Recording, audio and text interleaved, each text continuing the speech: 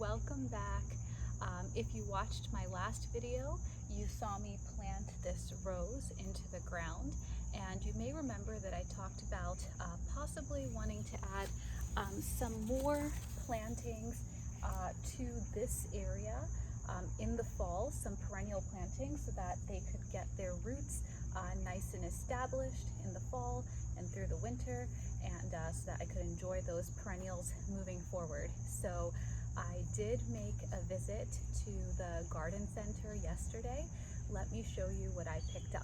There was a sale section, so I said, let me check it out, and I got a few plants on sale. So the first being this black-eyed Susan, or rudbeckia, and I just brought this home yesterday, and it was on the front porch, and I did give it some water earlier this afternoon, but it's looking pretty sad. You can see kind of why it was probably on sale. There's branches that they've obviously clipped.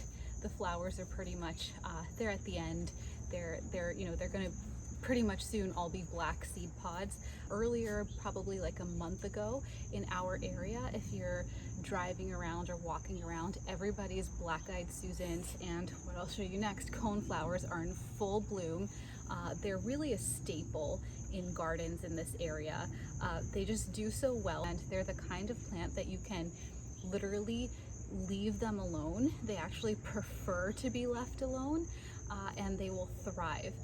They really don't have a lot of needs. They want full sun, and that area under the deck does get blasted with full sun, and they're very, very low maintenance. And as I'm traveling more and things like that, that's really what I'm looking for. There's the little sale sticker.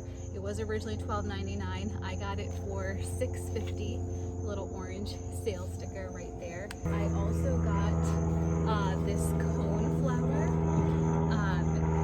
You can see again why this one was on discount. These blooms are pretty much spent. There are some clipped, some trimmed branches here, but otherwise seems to be doing pretty healthy.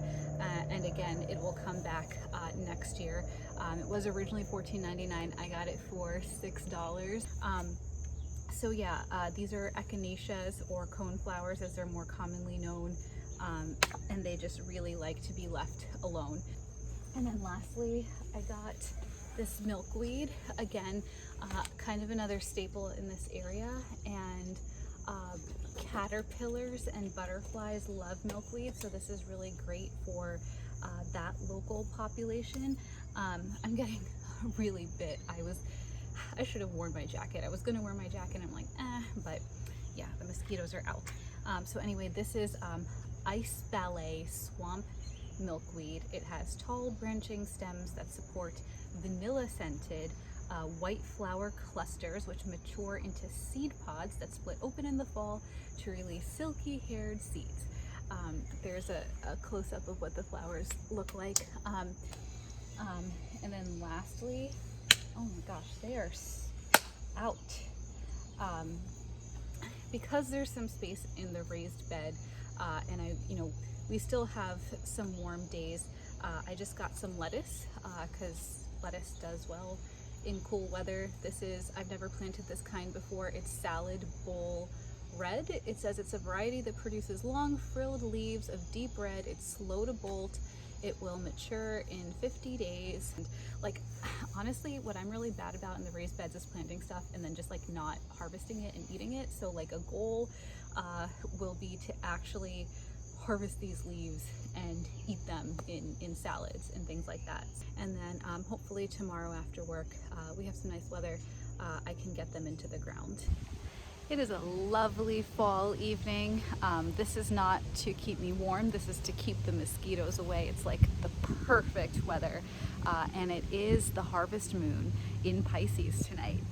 So I spent a little bit of time after work today getting the plants in the ground. Let me show you what I did. I'm standing back so you can see the entire bed at once, and you can see where I planted everything. So right there I planted the black-eyed Susans, right there I planted the coneflower, and right there I planted the milkweed. So tried to give them enough space and they all will sort of fill out, and they are all self-spreaders. So come this time, same time next year, I expect all 3 of those plants to be much bigger and bushier if they make it through the winter. There were so many mosquitoes while I was planting these plants. At one point I took my shovel and was just like swinging my shovel like crazy trying to keep them away, and I hit this coneflower so hard, whacked that coneflower right off. It made the loudest noise too. I was like, whoops. This black-eyed Susan, I watered it yesterday evening and it perked up. In this morning it looked totally fine, and then by this evening it was just completely wilty again. I just came through with the hose and blasted all of these with water, so hopefully that will perk up again. I know it's the end of the season for this, so it's okay that it looks like this, I'm hoping. And then I just went ahead and planted these red lettuce in this largest raised bed back here. I don't know what this like fungus stuff is in my raised bed, and don't know if I should be worried about it, but right now I'm just kind of ignoring it.